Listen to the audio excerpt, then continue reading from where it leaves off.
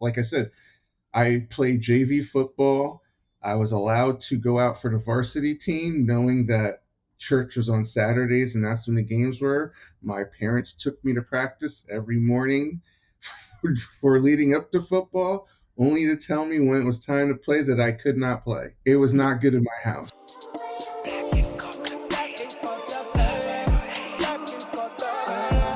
We can talk about it right here, right now, lanisa, you know we lit.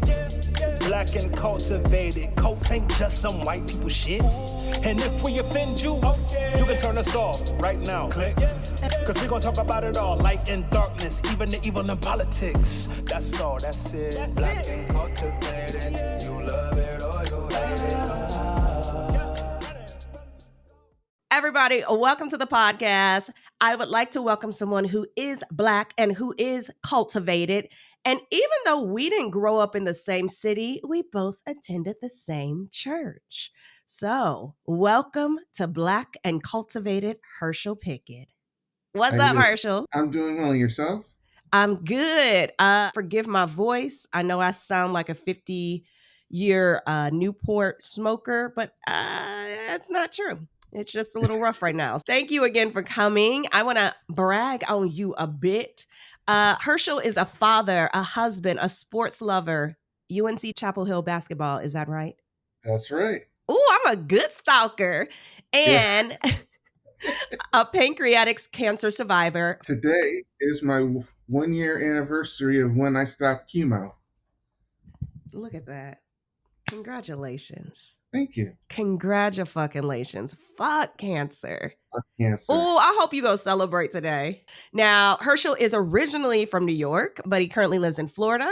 He is a graduate of Rochester Institute of Technology, where he focused on social work. And I'm so grateful to have you on the show. Thank you. I'm grateful to be here. Yes. So let's get into it. What is the name of your cult? The Worldwide Church of God.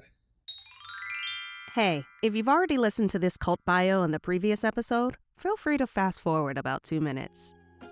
Let's get into the Worldwide Church of God. They were born in 1934, so they're part of the silent generation. They old as fuck. Worldwide Church of God had a slow-ass death. It was first marked by the leader dying in 1986. Then, over the years, with the infighting and the changing of theologies, the name finally took its last bow in 2009. But a lot of the ideologies live on in WCG offshoots. Worldwide Church of God was born in Oregon. Its daddy was Herbert W. Armstrong. Armstrong was a radio and television evangelist who claimed he was like the only homie able to interpret the Bible for us basic heathens. His doctrine, usually called or commonly called Armstrongism, was kind of shady. There's tons of non-traditional beliefs, but a few that stand out. Number 1, Armstrong's doomsday prophecies.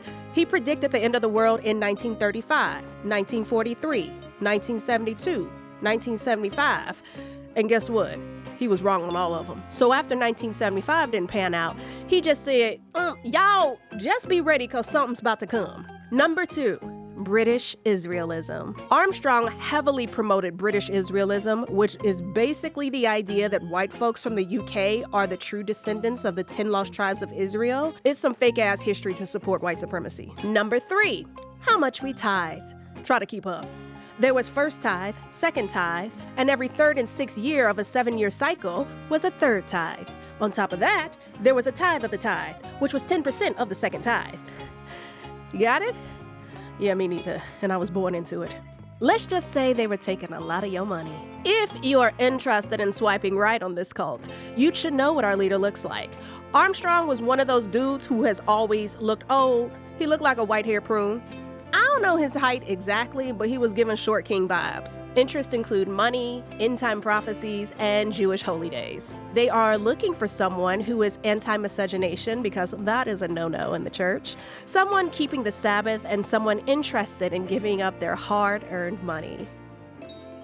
And as our listeners know, that is the church that I also grew up in, cult church. We're still trying to figure all that out. And we didn't grow up obviously in the same city, but we understand it. We talk a common language. Yes. I want to back up and talk about your getting into it. I was born into it, so I'd love to learn, like, what's your family history? Were you born into it? Give me the backstory. I was actually born into it also. Mm. My father's side of the family was deeply involved in the church. All his brothers and sisters were going at the time. We were all at one point going at the same church, but as long as I can remember is Saturdays around this time, you know, either in a sermon or, on our way home, depending on, which church, if we went to a morning service or afternoon. So we would go to church in a Catholic school with their statues around, literally the auditorium of a Catholic school. And they would kind of like hide the cross that they would have, cover it for our services. And then whenever the Catholic school would have an event, they would use the auditorium's lobby, like when they had like a flea market or fundraiser. So we would have to walk through that to go into the auditorium. It was such a weird dynamic at one point in time. I'm so glad you shared that because I didn't even think about the physical manifestation of what every church looked like. Because for us, we rented a VFW hall. But for y'all to be in a Catholic church to rent it out Yeah. when you're not supposed to have images, because Yes. remember, that was huge. Correct. Yeah. Right out of Catholic school, St. Joe's Regional High School in Montvale, New Jersey. You had a lot of family members in the church. Were you seen as like royalty within your congregation? Because I know all the folks that had like full families there, they were put on a different pedestal. I don't feel that we were put on a different pedestal for sure. We weren't part of the good old boys club, as my dad would say. Ah. So what was the demographics of your congregation? I'm going to say more 90-10 is being generous, because generally the only black people in our congregation were my family members. And there was Oh, maybe two other families that I can think of that jumped to mind. I know there was another guy, but he had a white wife, so it was a mixed family. But there wasn't many of us in our congregation. that's okay. So when you said we were not on a pedestal and it was the good old boys club, now I understand why. Yes. Yeah. There wasn't a lot of talk about the struggle as much, where I, feel that it would have been a little more beneficial. But there were times when I would hear my father and his brother and sisters talking, because there's one minister who was really like one of those good old boys. That's when I first heard it's like the good old boy network, where they had their favorites and Yep. certain people were being elevated and others who've done service longer were overlooked. Yep. Because in our church, my dad was never a deacon until he moved to the church in Florida, the Grace Communion Church. But to think that to be the head of the AV department, to always being there for every event, whether it be a holiday, potlucks, setting up everything, that wasn't deacon material. Yeah. You know what I mean? And there's other people who seem to have done less, who were elevated and propped up. I knew that they had certain people that they felt were favorites and, put above others. I feel like I saw my first Black leadership when I was like a teenager. And I remember that was when turmoil in the church started happening. And the Black members were like, we have been here forever. We have just a valid voice. And, racism reared its ugly head. I would say racism, but it was always known that I wasn't allowed to try to date any of the white girls in church. And Oh, God forbid. it was just like, it was an unspoken thing. There was a time where it was actually verbalized to me more in high school, when there was a minister's daughter who I liked and she liked me. She would call me from her high school and we would talk on the phone after school. And then she said, this really can't go anywhere because it's against the rules of the church for any kind of interracial dating. And, for me, I'm like, I don't care. It can be worked out if you really wanted to, but, it just kind of died at that moment. Did you get any history from your folks and from the family of how and why they came to follow Herbert W. Armstrong? You know what? That has never come up over the years, to be honest with you. Because at a certain point, I lost all interest. So I never asked why we were in this church. It was just something I always knew of. It's a very good question because, like I said, my family was into it. So, my father, his brother, his two sisters, I'm trying to think of, because there was another one that went but never went as much. So from that, and it branched out to, like I said, I think I sent you a picture. We had a family reunion one feast in Pensacola where it was close to 30 of us there. And so we were spread out at one point across from coast to coast because I had a cousin who was a minister in Pasadena. So he was Oh, higher, he would be considered on a higher pedestal. Whenever he came into town and gave a sermon, it was, my aunt was, you know, preening around because he was there, and it was a big deal when he came around for sure. But any time else, it was kind of like, not the same. The treatment wasn't necessarily the same unless, he was around. Being raised and growing up in it, it was just, that was just church. It wasn't an understanding of, what I have now.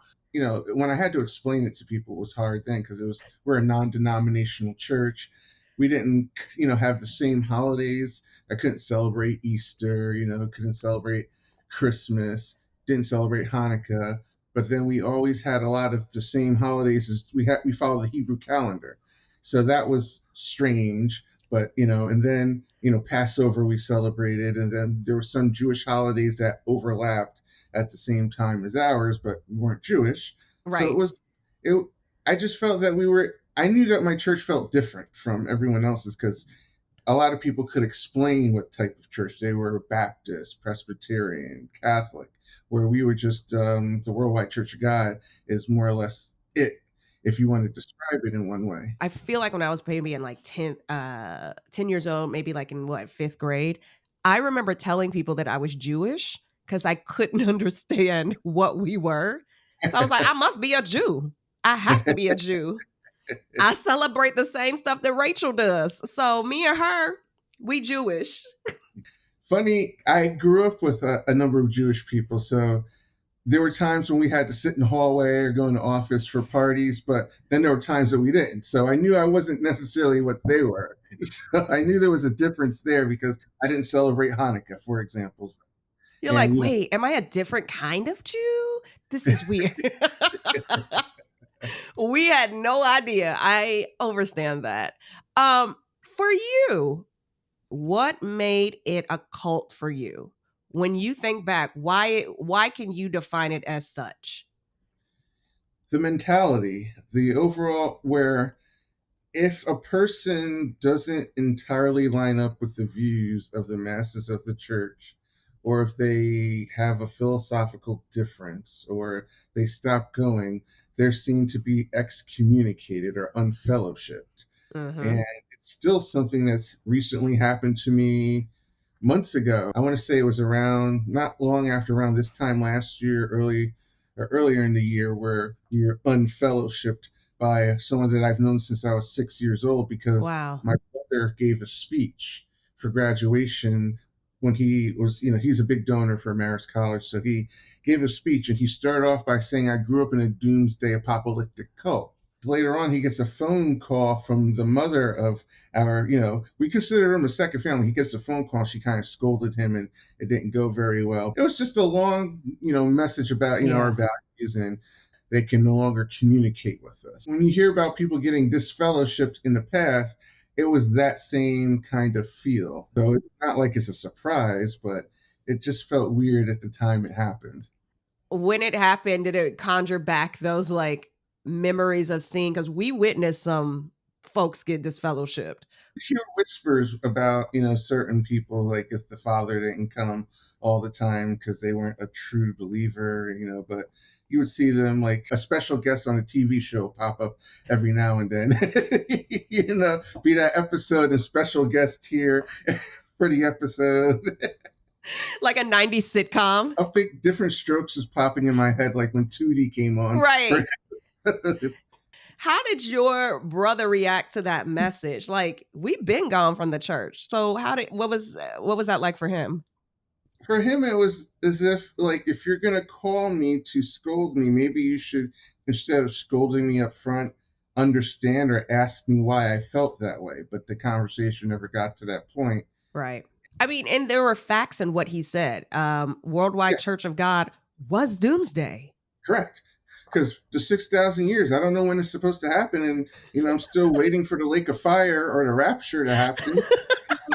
Remember, like when they had those video sermons during the feast, that mythical beast that had like 4 different heads, like a triceratops with 3 different types of heads and horns coming out. Those things are still burned into my head of, what I'm supposed to be fearing. Yeah. There was a book, I want to say it's a blue book that I remember those images being in. And I remember as a kid being like, man, who drew this? I know what you're talking about. Like it's not a Bible hymnal. It was some kind of like companion to the Bible. I think it had blue with kind of like gold writing around it. I can't remember the name of it, but I know exactly what you're talking about. Actually, I think you got to hold on for 3 seconds because I swear I might have it. Hold on.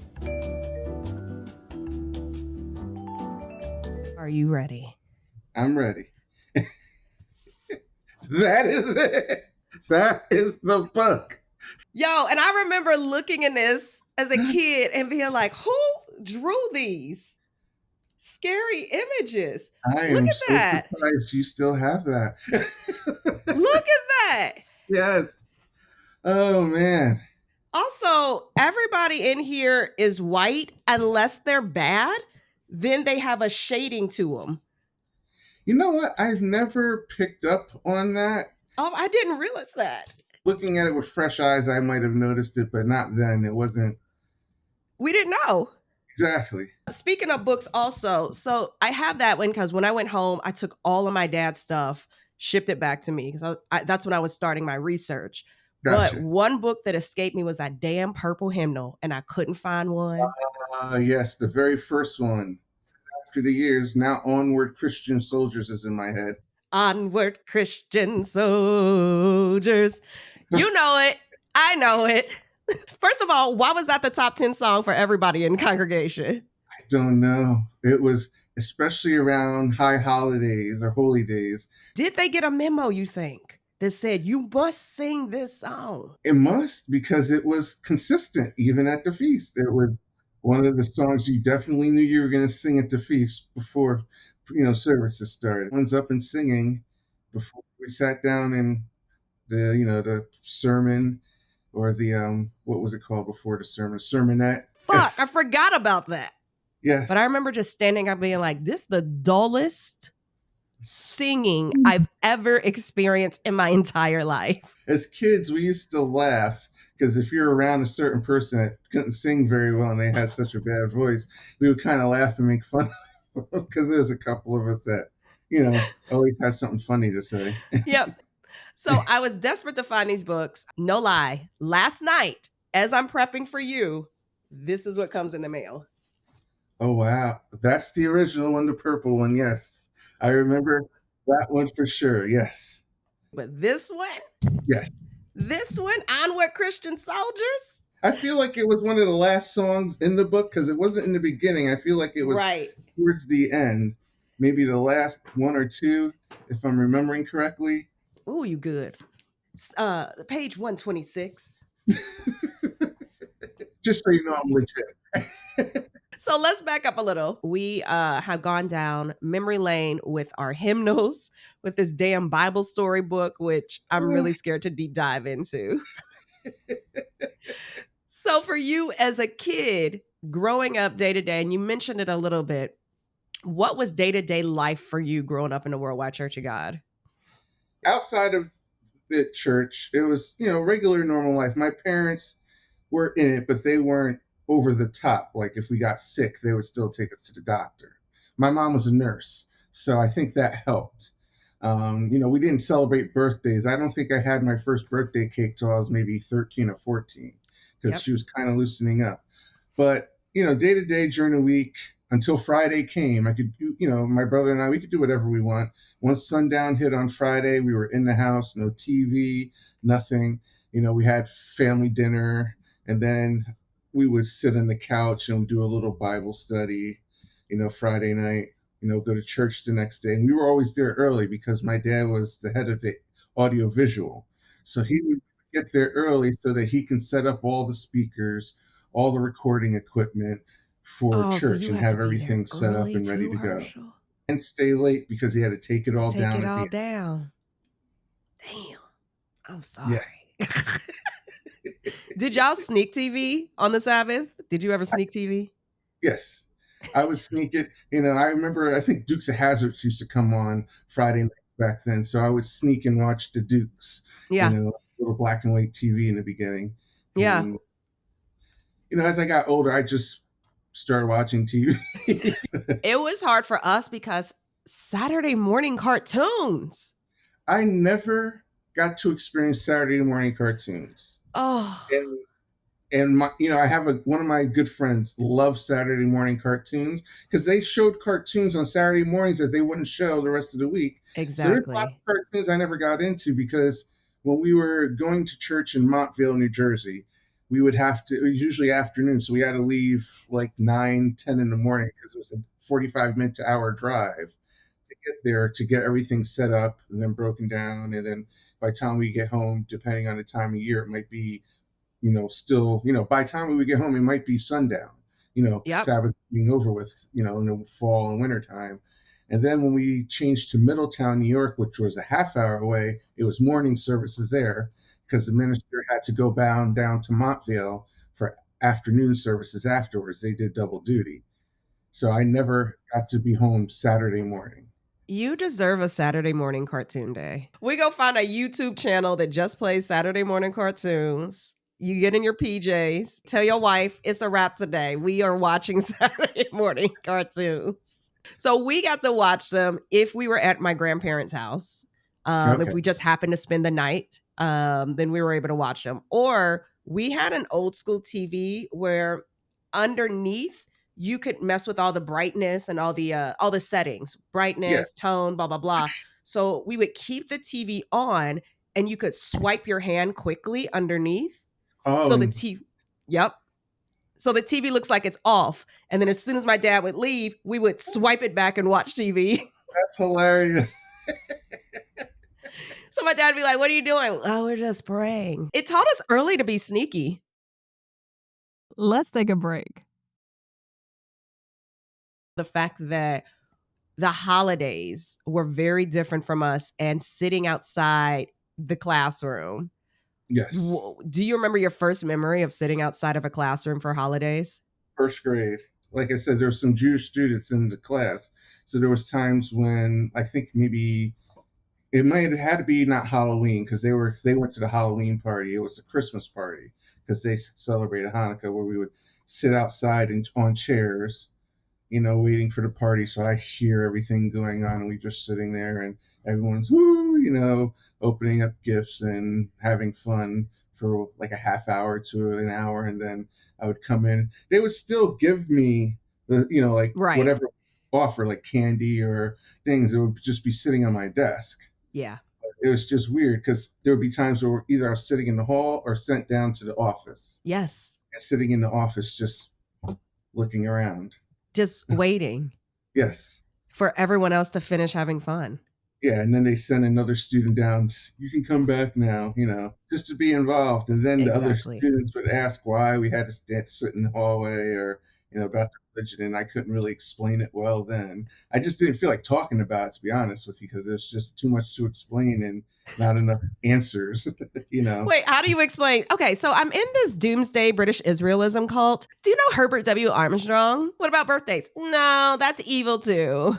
Yes, exactly. And it's funny because my dad was born on Christmas Day, so we never really celebrated his birthday till after.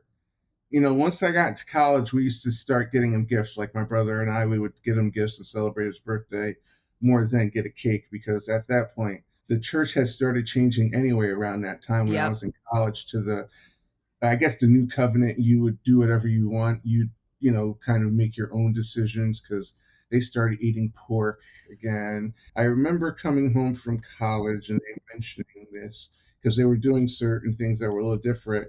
And it really ticked me off because of my whole high school years and so many things that I missed because of this church. things that I couldn't experience as a kid. So it set me off. I flipped out. I'm not even gonna lie, because I was like, oh, so now all these things are fine. When growing up, I couldn't play football. I couldn't go to school dance. That was the only time in my life that my parents and I had a lot of friction. Because you were figuring out your own self. You're a teenager. You're realizing, oh, yo, I'm not down with this. How did they react? It was a constant battle, because it was just like, why can't I go out and hang out with my friends? So I missed out on a lot of things. So I always held a resentment, and it just built a lot whenever I couldn't do certain things and couldn't play Little League baseball and couldn't, like I said, I played JV football. I was allowed to go out for the varsity team, knowing that church was on Saturdays and that's when the games were. My parents took me to practice every morning for leading up to football, only to tell me when it was time to play that I could not play. It was not good in my house. I let loose. You mean I done worked and practiced? I worked my ass off. Because I remember the disappointment in the coach's face when I said I couldn't play, because I had a good training camp. And, I remember there was a time when they had a meeting with the tri-captains of the football team and me, when I had to explain that I could no longer play because games are on Saturdays and my parents weren't going to let me come because of church. It became a running joke at some point where people would, make fun of me about it. And, it was something that stuck with me. Yeah. It took me a long time to shake it, because it was like, the first thing you really worked for and wanted in your life, and to have it ripped away because of church, which years later suddenly changed their whole outlook. I'm going to ask a question that I think I know the answer to. Did they ever talk to you about it, your parents? No. Yeah. Like I said, when I heard about this new covenant, I kind of, made some choice comments, and it was really never discussed again. It's just my parents knew after a certain point they would never discuss church with me or around me. They always knew my response.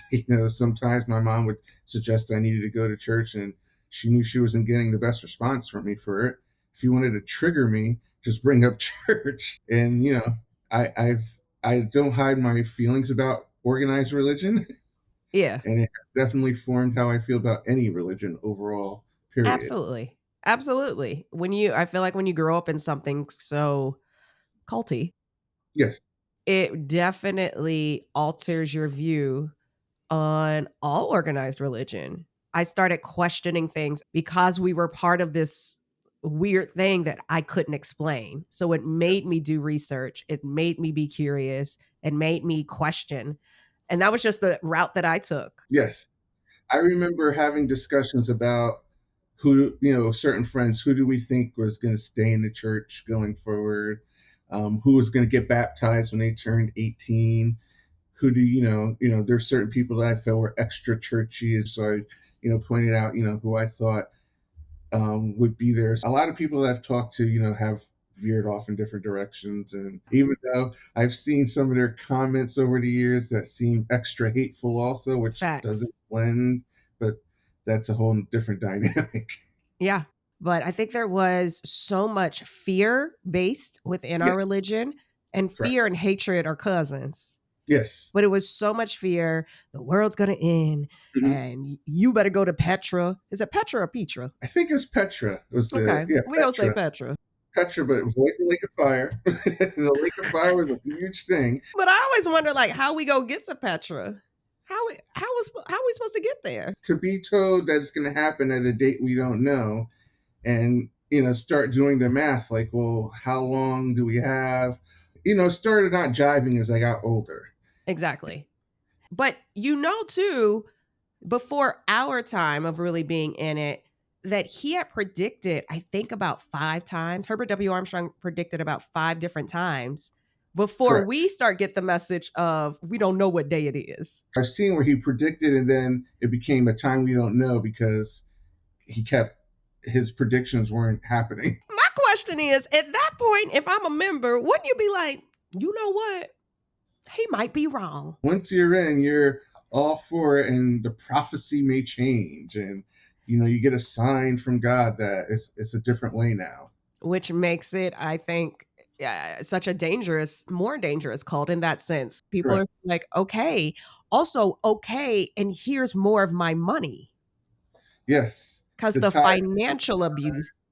the second tithe, and then there was even a third tithe every now and then. It's just like, damn, I keep, my parents have gotten all these different envelopes where they're Yep. keeping different batches of money for different tithes. Let's talk about that. One of the things that I think affected me most was the financial abuse of the church. First tithe, as you mentioned, second tithe, third tithe was for widows and seniors. I just remember those three different tithes. I just knew that it was kind of exciting that at one point we would get our own envelopes with our names on it for offerings, because there was when you would have that generic envelope and you'd write it out. Yeah. And then at one point it came with the pre-labeled stickers on it with your own name, and it was exciting. Put my little $5 in it, and the thing came around and toss it in. Yep. So they had us indoctrinated pretty well. I never saw that as a form of indoctrination, so I'm glad that you pinpointed that. I actually have one from my dad, and I remember looking at it with pride. Like, we have an envelope. We can put our hard-earned money in it and send it back to headquarters. Correct. Being very proud of that and waiting for my turn to get my own envelope so I can put my own money in it. Do you think your family experienced some of the financial abuse? Was it rocky as a result of being told that we had to give so much to the church? Thing is, my parents never were always, they had a policy about never talking about finances. Don't let no one know about your finances. So it was not something discussed in our house like that. But my parents both worked two jobs. My mom was a registered nurse, but she was also a seamstress. So whenever she wasn't working, because she did overnights, she'd be up all night because she was, used to being awake, working to 7 to 7. She'd be up all night in our basement sewing because she had her own little sewing room. My dad, he worked for Ford for 27 years till they closed the plant, and then went to Sears. Wow. But then part-time, he had his own, like he did small engine repair out of the garage. And he also worked as a landscaper. Meanwhile, Herbert and them got jets. Dear jets. Yes, correct. Those gold-plated, like soap dispensers in Ambassador College in Pasadena that used to give you like out the leaflet of, like, it was like a leaf of soap kind of dispenser. Oh, we never made it to headquarters. Oh, you never made it to headquarters. Yes, it is a sight to see. Those gardens are opulent. It was just grand all over. Meanwhile, your mama and daddy and my daddy and mama up here working 12 different jobs. Correct. And so somebody could have a gold leaf soap dish. Yes. And grand gardens. That's fair. So as we move forward, both of us, it sounds like, both start having clues of like, something ain't right. I'm not really digging this. One, did other people, because your family was so involved, was there anybody on the outside that would ever be like, yo, are you in a cult? Or something to that effect that said, yo, this is a little strange? Not really. Like I said, my friends would ask questions, but it was never like a discussion of how strange the religion was. They would make fun of the fact that I couldn't, come out at, like when I miss a party on a Friday night in the beginning. Nobody wakes up one day and says, ooh, let me go join a cult. Yes. So I have a lot of empathy for like our folks, your family, because you get in it and then it starts over time to manipulate, to abuse, to take advantage of. Are there any members in your family that did continue on to, what are they, Grace Communion? My parents did. My parents, I think it's Grace Communion is what it is now, because they're still part of that. My cousin, who was in headquarters, he was doing a lot of reconciliation with the church after, things splintered up, because he reached out to me just to kind of find out my feelings of what the church was. I think they had some kind of reconciliation project with people who used to go, but he reached out to, some of us family members just to kind of go over what we thought, where we were at, and just our experiences in the past. I didn't go into it as deep as I am going into it now, but I knew that he's still in, so I was a little more You refrained. tread lightly. Yes. While I don't do religion, I'm not gonna. As long as someone's coming at me respectfully, I won't disrespect their beliefs or what they believe in. You've answered my question of whether or not you're religious now. You make it real clear. You're like, we done, we good. What percentage is it a result of attending a doomsday cult that you're like, I'm good? No, I'll give it 95 because I view other religions afterwards and I can point out all the BS, all the bullshit that I can see, and the same tactics that are used to keep people around, and the same pitting. I have to say, like, it sounds similar we have similar journeys, and it's a journey for all of us to rectify what we're in, to heal, to forgive, all of it. I don't think our parents were never of the mindset of, I would like to harm my child. Yeah, I don't believe my parents did it in a way of harm in any way, because there are good aspects. I learned proper manners, learn respect. You do get a base for kind of what you're supposed to be as a human and how you treat others. My parents were great examples of always, I don't want to say turning the other cheek, but they always gave people more chances than they should have. They were extra nice. They raised my brother and I to accept everyone. Let me ask you, why are you okay with talking about this? You gotta let it out. I've held certain things in, and it was funny. I was telling one of my friends about this earlier today, that I was having this conversation, and he was like, I think it's a good thing that you're doing this, because growing up, we didn't understand what you were going through. We had no idea. We would make jokes about it, but when you would talk to us about it, you would try to explain it. We never fully understood. So it's good to be able to speak to someone who's had the same experience to kind of process and validate, or put a pin on something that was there that you never really knew or never really recognized. And like I said, hearing these podcasts, that there was a podcast a couple years ago, and just seeing the little shows, I would share it to other church members that I'm still connected to, and we would have side conversations about it, and I just felt it to be therapeutic. Yeah. Just being able to kind of let go of that part of my life. Even though I have let go of it, it's still, I feel like it stuck with me for a while, because I always felt like I was missing something. Yeah. Because of always missing things because of church. So I overcompensated in college. I would not miss a party because I didn't want to miss something, because I know how it felt to miss things in the past, and I kind of overdid it. I was a party animal, and I had a lot of sleepless nights. I'm so grateful that you were open enough to share your story with me. We understand what we went through. We have a common connection. And I think for me, it does my heart good knowing that someone out there understands what I went through, what we went through. So I'm very grateful for that. So thank you very much. Thank you. It could be helpful to someone else who's dealing with it. I think maybe last week there was another woman that I went to. She was a couple years older. She was starting to unload. She said she's finally, because she's maybe 52, maybe 53, finally starting to process everything that she went through in the church, and how she's, certain members have taken advantage of her father financially, but at the same time, her mother had issues. So the church helped her mother out a lot. So she's conflicted, and she's starting to deal with these feelings of how it affected her life, and how she feels that it kind of ruined parts of her life. And I know that she needs an outlet, and it's just, just watching other people talk about it can help others start to process what they've been through. Absolutely. I think there is that conflict of, we can't deny that there were some good times. I learned that travel was important, because we traveled all the time for the feast. Every year we go somewhere new, where some of my friends, they never did. Correct. We can't deny the fact that, yes, there are positives, but at the same time, recognizing some of the harm that this cult did, that has affected us for years and years. So it's a tricky balance. And I too hope that things like this can help other people. Yes, definitely. Is there anything that you want to leave us with? I'd like to thank you very much. This is, like I said, this is therapy for me. Just being able to discuss with someone who's been there. Well, thank you, Hershal. Thank you so, so much. It's been an honor. Thank you. No problem.